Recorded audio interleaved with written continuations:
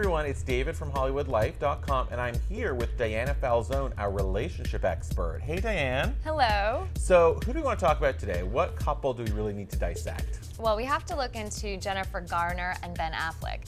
This is the anti-Hollywood couple. They definitely stay away from the spotlight. It's all about their kids, their romance, their family, which is totally different from what we see from other celebrity couples. She's definitely, I think Jennifer is definitely not as sort of shiny and glossy. She seems to really embracing motherhood, not always for the best. Do you think this is maybe good for the relationship? Because Ben used to be a bit of sort of like a wild child. I don't know if he was necessarily a bad guy, David. And I think he was looking for his yang to the yang, and that was Jennifer Garner. What's so intriguing about the Ben and Jennifer dynamic is that here she was, this Hollywood starlet. Anything you saw her in, it was slinky, it was sexy. And now she's playing the role of, you said, like Betty Homemaker. You know, there she is.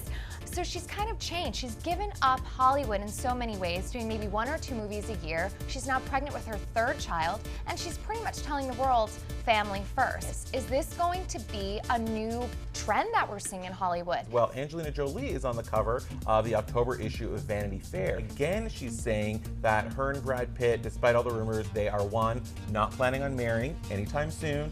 She's not pregnant, nor is she planning to adopt anytime soon. Well, I mean, how many kids do they have? It's 6, I think. Yes, 6 children. That's exhausting. I think it's very wise of them to realize that every single child is a tremendous investment that they have to put in. I think they're making a smart decision, kind of capping it off right now, really rearing these children into good young adults. And in terms of them not marrying, I don't think that they need the law or necessarily the public to validate their marriage. What they have is real, and the only people they need to answer to are those little faces and their 6 children.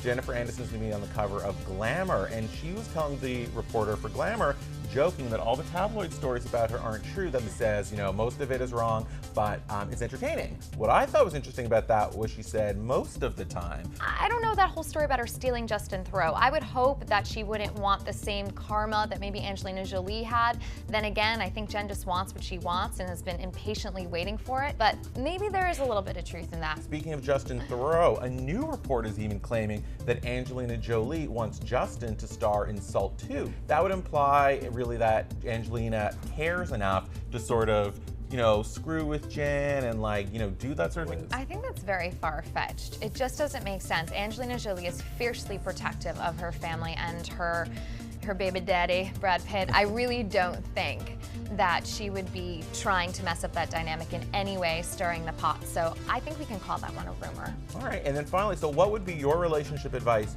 to Jennifer Aniston? She hasn't really gotten to know him at all, and they're caught up in the infatuation period, so everything is shiny and new, and they're enamored with one another.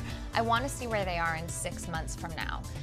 If they're still doing well, then that's when they should have moved in, but she's really going too quickly, so I would say slow down the pace, don't move out necessarily, and don't become too needy on either side of it. All right, good sound advice. Thank you, Diana Falzone, our relationship expert. I'm David from Hollywood Life, and please keep visiting HollywoodLife.com for all your beauty, fashion, celebrity gossip, and news.